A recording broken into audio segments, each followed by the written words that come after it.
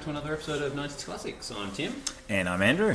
And this week it is my selection being Arachnophobia from 1990. Should we start by giving our general impressions? It was my choice. Andrew, what did you think of my selection? Thought it was controversial. Oh, It was a controversial selection. Is that right? Very borderline 90s. Very borderline 90s, as in 1990. 1990. Yep, indeed. And I thought the spirit of the 90s was the late 90s into the early 00s.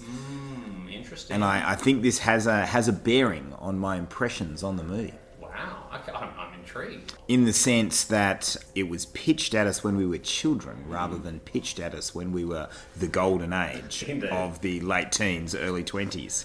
This will come through in my highly valued critique of this movie. Wow. Okay, I'm really intrigued now because, it did have a different feel to it for sure. I was trying to remember if I did see it in the movies. Probably not, I suspect, in 1990, but I suspect I watched it many times on video, possibly when I was sort of 12, 13. As I said in the last podcast, I remember it making a big impression on me, and I remember it being really good at the time, but I had absolutely no idea how it would stand up. I did not remember a single scene.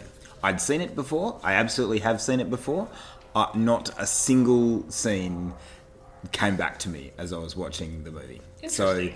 And I'm pretty sure I did not watch it in 1990. I watched it, let's say, mid-90s. So a long time ago, but not as a 12-year-old. Saw it in the golden era, though, from the sounds different.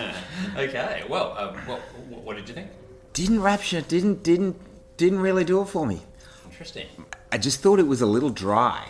Huh. Like, watching it as an adult, it didn't have that nostalgia from the golden era that captured my heart. Yet it was a competent movie. So it was not so bad that it was good. And I thought it was neither outrageously funny nor outrageously scary. It was just a bit nothing. So perfectly adequate, but I was not enamored. Wow, if you could, if we were filming this with visuals, you would see the look of horror on my face because I thought it was masterpiece is a word not often, sometimes used where it doesn't necessarily deserve to be, but I think it's deserved to be in this case. I thought it was absolutely freaking awesome. Loved every single second of it. So I'm intrigued to have this discussion. Let's step through it then. Overall, I thought it was probably my biggest takeaway was I personally thought it was incredibly effective as a horror movie. I thought it was I was a bit worried when I saw that it was PG-13, the old PG-13. I was going, because I really couldn't remember if it was a kids movie touching adults or sort of an adult movie sort of playing more to kids. And I thought it was really pushing the boundaries of the PG-13. I thought it was quite scary and quite brutal. There was actually quite a lot of not just deaths, but gory deaths and deaths of characters who we really quite liked. And so I was a bit surprised by that, and I thought really, after a shaky start, which I'll get into, I guess, in our negatives, I thought it built up into being incredibly effective, and I'm hoping that you surely agree with me that the final scene was an absolute masterpiece. The final battle in the house and in the attic or the basement afterwards, I just thought it was a master stroke of cinema. Possibly slightly overstating it, but the sentiment is similar in that I did think it ended quite strongly, and the final scene is certainly, the extended scene is certainly in my positives. Mm-hmm. Just probably wheel back that excitement from the 10 to sort of the 7, but we agree in the general principle. I thought, I did think it started, not exactly poorly, but more along the lines of some of the other movies we've been watching, where it started feeling quite B-grade. Like the whole stuff in Venezuela, it was fine, but I was going, some of this acting's a bit ordinary. This is pretty. I was thinking, here we go. We're getting into a nice sort of light-hearted but potentially quite silly movie. And then I thought it actually turned subtly into a reasonably dark, quite effective horror movie. That was that sort of almost surprised me and caught me off guard in the sense that I wasn't quite ready to be as scared as I was in the final half. By your facial expression, I'm taking it you disagree?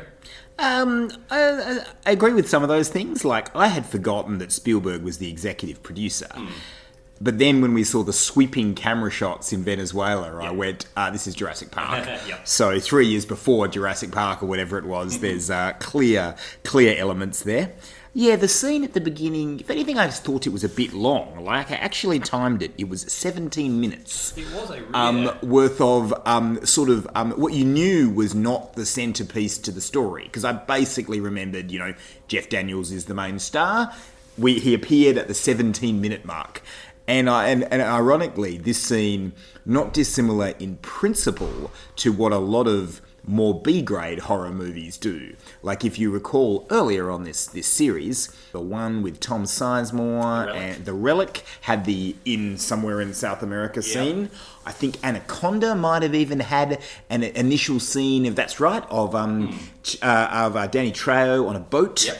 But they were both like punchy, like 1-2 minute scenes, while this was like quite a long lead-in. Yeah, agreed. I didn't mind it, but it was clearly not the main game. And so by the end of it, I was like, yeah, I get the point. The spider's gonna stow away and is somehow going to get to Middle America or whatever it was. And there was a couple of good parts there. I actually quite liked the old spider on the top of the tent scene. I thought that was quite clever. And the great bad line of the movie, I think it's a new species of butterfly. There's like 1 million species of butterfly in the world, so I thought that was fairly amusing. But yeah, I was just kind of going, gee, they're spending quite long on this. Yeah, I agree. I thought it was the worst part of the movie. I didn't think it was bad, but yeah, I thought it was the worst part of the movie. And the death of the guy, the cameraman, was kind of somewhere between scary and laughable. It was just a bit silly. The line here, my first thing I said, guy at the start on the boat is buying the farm. As soon as we met him, I went, he's cannon fodder. Absolutely no doubt in my mind. For sure. So yeah, no, completely agree with that. But then, look, I mean, I thought one of the big positives of the movie, which is perhaps not surprising in hindsight, was Jeff Daniels. I thought he was, there's a smirk suggesting you may disagree, but I thought he was, he was a relatively unknown star at the time. I think, remind me, he'd done something, hadn't he? I was trying to work out what he'd done before then. He'd done a bunch of stuff afterwards, The Immortal Dumb and Dumber. Yes. But I couldn't, he was very young in this, so I'm not sure that I was super familiar with a bunch of things. I certainly don't remember him being a big star. It's not like it was a star-driven movie at the time. Well, the interesting thing he was the name in front of the credits. Okay. So he must have been a name for something. We should have done our research more. Indeed. I must admit that I thought he was perfectly likeable, but perhaps a bit bland. Maybe that is my, I'm in the internet age and everything needs to be more exciting and a slightly more understated hero.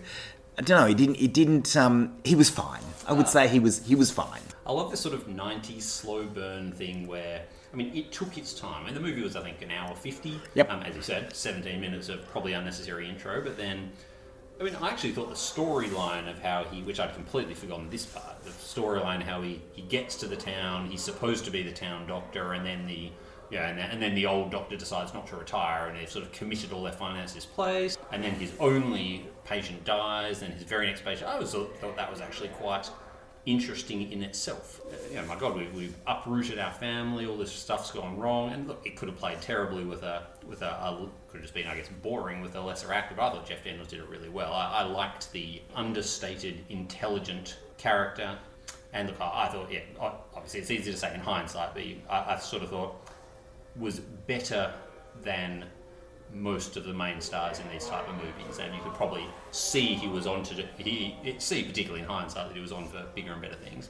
People can disagree. There was 33 minutes next. It was the next segment of the movie until John Goodman turned up, and slow burn is the glass half full version of it. The glass half version of it, the glass half empty version of it, is just slow. It was okay. There was a couple of light moments of humour.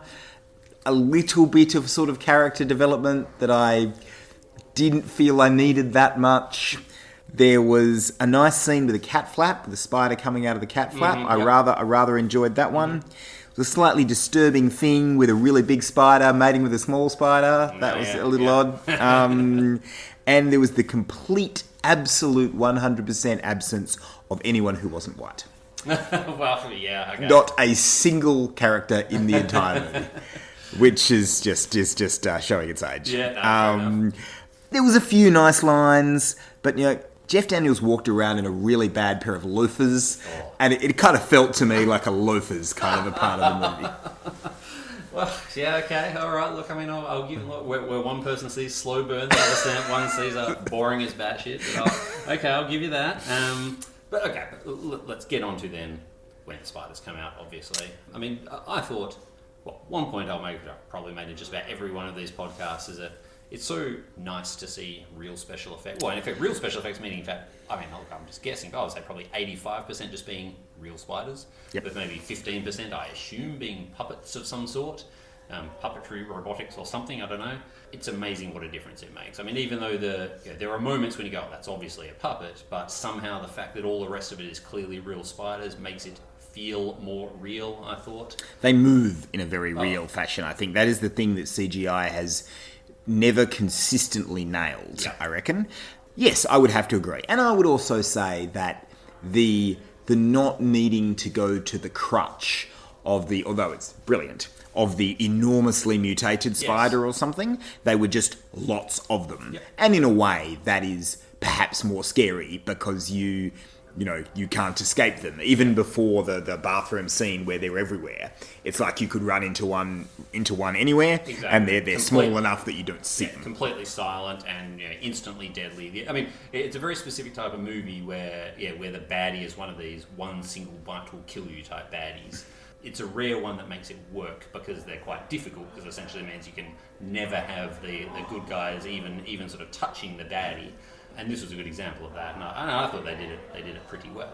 They made the spiders scary without making them too unrealistic. Yep. I mean, look, I concur with that. Yeah, I thought they were, as you say, they weren't gigantic. They were super deadly, but not in a totally unrealistic way. Yes, they jumped, but I'm not sure that's. I suspect it's probably an exaggeration, but not horrendously so. And all the deaths were very relatable. The reaching your hand into a pack of popcorn. Yeah, there are also those uncomfortable moments where you go, foot in the slipper. Exactly. So I thought they did the baddie, the spiders, really well. They were really effective, both in the creepy sense when they're sneaking around, where they could be anywhere, and oh my god, there they are, and you don't quite know, right up to they're actively attacking you and he's fighting them off in the basement. I thought that was done very well. I concur. I do think we have to touch on one of the things that you called out as iconic. John Goodman. Oh, yep. If you're about to tell me you didn't like the John Goodman character, this could be the last podcast. He didn't do it for me. Oh, I mean, he was a weak rip-off of Randy Quaid in Bugbuster, even though that came 8 years later. Indeed. Randy was just that good. He went back in Yes, time. he did. Okay, yeah. Look, he kind of mumbled. We're complaining about his diction now, really?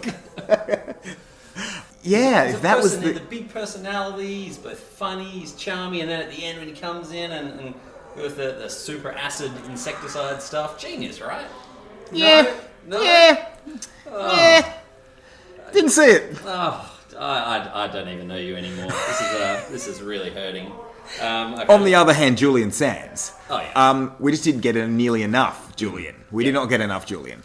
I have a strange relationship with Julian Sand. I think every movie I've watched of his has not been actually very good, but I still somehow deeply love him. Oh yeah, agreed. I mean, and he was very good with the strange voice. Is that his real voice? I'm not sure. Yeah, I think it's a version of his real voice. I think he's English, so I think that checks out. But it was a bit of an odd, yes. It's like one of those, like Anthony Stewart Head from Buffy is English, but spoke in Buffy in a completely different English accent. Yes. Maybe one of those type things. Yeah, for sure. I mean, I think we do need to talk about the final sort of 10 minutes, because I agree.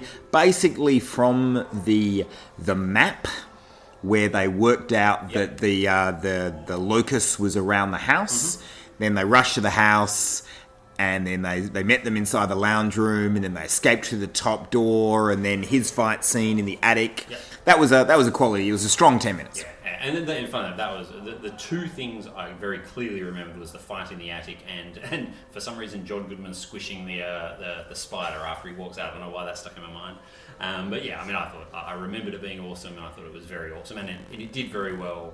Sort of like I was saying before, the difficulty, how do you have a fight between a deadly spider and a human, and I thought they did it really pretty well.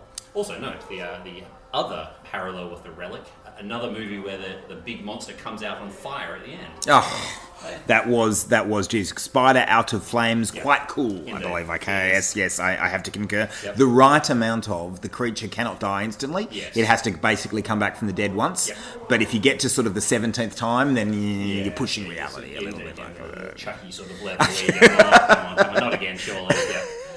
I did think Julian Sands actually died a bit easily. I thought for a spider expert, I mean, really, spider expert, everyone's dying. Oh, I'm just going to walk straight into what he thought at the time was the nest. I'm going to walk straight in with absolutely no... I'm going to say, come and get supper, i.e. eat me, Yeah. and they will. Well, funnily enough, bring it on, okay. Can I think of a single negative about this movie? I'm upset that the start was not quite as much of a masterpiece as the rest of it was. I saw, interestingly, IMDb called it the sort of genre including dark comedy and comedy.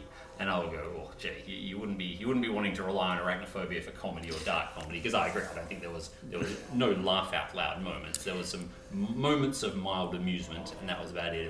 It was the horror that got me. If it was supposed to be funny, it wasn't. There's a couple of understated moments that I accept were mildly clever. A couple of things he said.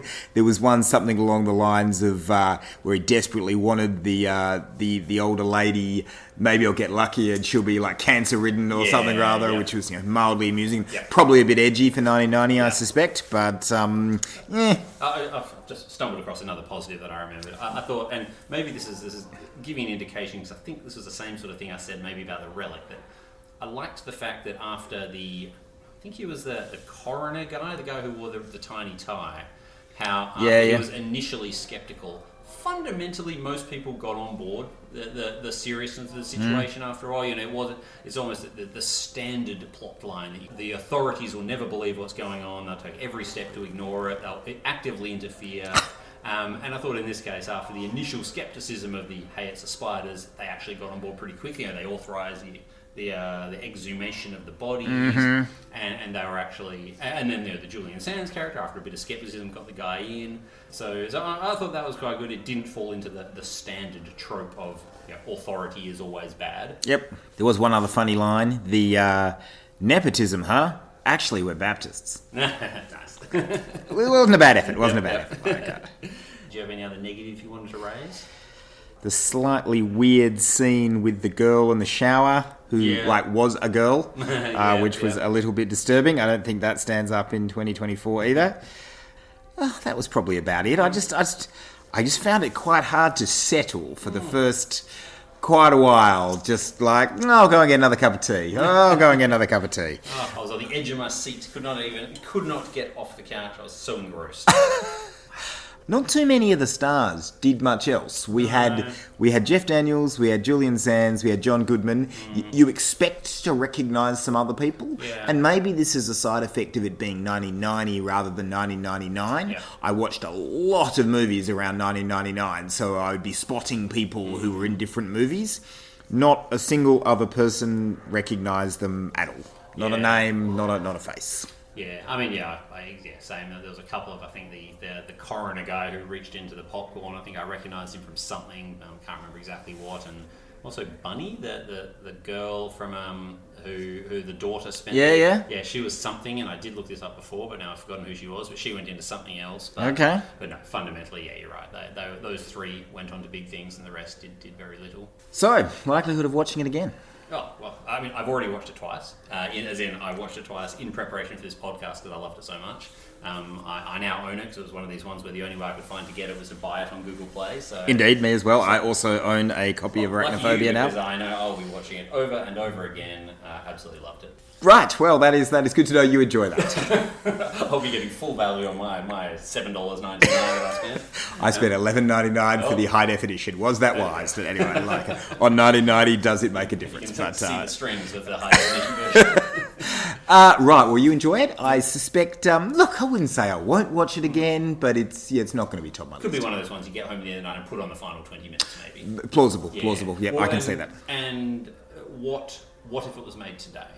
I mean, it's interesting because this is a type of movie that there have been a lot of spider movies made. There have been. Both movies that are completely dedicated to spiders and movies with spiders as a large part of them. Usually, as you say, ridiculously oversized giant CGI spiders. So in a sense, people have done it over and over again, but this particular movie updated to 2024, what would it look like? You see, I think I would probably really like it. I think one of my issues with it is I was just a man out of his time watching it, kind of thing. Whereas if you made that today, yeah, it was technically a competent movie and allowed for character development and the like. I suspect I would really like it. I think it was just 1990s tastes had just, I drifted away from them. Interesting. Yeah. Same. I mean, I think all the things I liked about it would be done differently now. There wouldn't be such character development. They'd all be CGI and thus not look as good. They'd inevitably be, instead of being 10,000 spiders at the end, there'd be 20 million spiders and they'd all be the size of houses. If they made it again and made it well, I'd absolutely love it. I think it's a good movie. If you get rid of the really obvious 90s stuff, I think it would be really good, but I can't see it being made again in the same way, basically because there's been so many movies about spiders that have been made in a totally different way. All right, well, anything else to talk about Arachnophobia? Only the fact that it's influenced my choice of next movie. Interesting. Because my partner was not impressed with your choice. Partly she's a bit of a scaredy cat, so I was never watching it anyway, and questioned the 90s appropriateness of the movie. Huh. So I've had to go absolute genre central. Okay. Almost the core movie of the 90s classics. I propose that the 90s classics concept almost arcs around this movie. I hope you haven't built this up too much. Next up, we will be watching 1998's Can't Hardly Wait. How's your memory? Piece it together. So hang on, I'm going blank. Can't Hardly Wait, remind me. So perhaps I've overstated it when I've said that movies have circulated around it. Possibly not in my mind. It is Jennifer Love Hewitt. Yes. Ethan Embry. Yes. A party. Last day of the school year. Yeah. Seth Green. Yep. Oh, jeez. To say it's central to my 90s experience would be a slight exaggeration. I suspect I've probably seen it. I do. The fun enough, the name is incredibly familiar, but when I try to put the details into it, it's not falling clearly into place. I'm certain I have seen it. So your basic concept is that cute girl, Jennifer Love Hewitt, is broken up with by her jock boyfriend on the last day of school because he wants to go pick up at university. Yep. And the guy, our sort of nerd but likeable nerd, middle of the pack dude, Ethan Embry, decides that it's fate, that she's finally single on the last day of the year when there's a big party after graduation. And the movie is all about him, working up to approaching her and declaring his undying love for her, with other stories surrounding this one. And it's a mixture of whimsical teen romance, toilet humour, party shenanigans, and true love. Huh. Like I said, I've definitely seen it, and I'm fascinated that I'm not remembering it more. Maybe it actually cut too close to the bone. But in that particular time, I was probably thinking the exact sort of fears that were being given that were addressed in the movie. Was this So where does this fit in with I Know What You Did Last Summer and Party of Five, after both of them? So it would have been 1998. It would have been basically the same time as I Know What You Did. Basically the same time. I think maybe a year after. Yep. I mean, it was in Jennifer Love Hewitt's fairly short-lived period of like uber stardom. Yep. It was before Seth Green really went off like a frog in a sock. Buffy started in 97 and he would have only appeared about the same time. And it would have been post-Austin Powers 1, pre-Austin Powers 2, I think. There's cameos from Jerry O'Connell, big star at the time, Melissa Joan Hart, and Jenna Elfman, if you remember her, and she was a big star at the time. So there was a few. It was the same director as Josie and the Pussycats. Another movie that if you read about them, they're sort of considered underrated. They're like they're both kind of serious movies, yet ultimately hamstrung by needing to play to the gallery kind of thing. $10 million budget, $20 million gross, so it didn't really smash it, unlike some of the other ones around that era. Actually quite a strong rating on IMDb, and I should say, my memory of this is that it's good. Like within its frame of being, a teen comedy, silly scenes and stoners and etc. That it struck an emotional nerve and had some genuine characters you could connect with, around a lot of toilet humour. Now remind me, I realise I may be thrown off the podcast for having to ask this, but remind me who Ethan Embry is. You see, he never went on to be that famous, but some would say, how could you not know someone from Empire Records? Which is not a movie that I rate quite as highly as some do, but some would say it's the seminal 90s teen movie, and he was in that, and then he was in Can't Hardly Wait, and I think he was in something on TV for quite a while, and then he kind of vanished from view. But he's a likeable lead. Yeah. Okay. It stems from my video store era, and it was just about little enough swearing that you could get away with in the video store. So the reason that it's a pinnacle of my 90s experience is, although I probably sat down and watched it start to finish only 2 or 3 times, it would have been on in the video store 20 times. So I can quote it quite significantly, and it is an extremely quotable movie. So 98, did you say? 98. Did we see it at the movies, do you remember? Oh, I don't actually remember if I saw it at the movies. It's possible that it had a slim to nil movie run, almost. Interesting. It certainly wasn't the kind of profile of like Scream or I Know What You Did Last Summer or something like that. So, yes. Interesting. Oh, right. Well, I'm super pumped. 'Cause like I said, I feel like it should have a greater part in my life than it seemingly does, but I feel like it's all going to come screaming back to me, because I do remember liking it at the time, I think. A bit confused as to why I don't remember more of it. So, especially given that it's apparently the core of the 90s era. Putting it out there. Yeah. All right. Very good. Well, until next time, to talk about Can't Hardly Wait. Bring it on.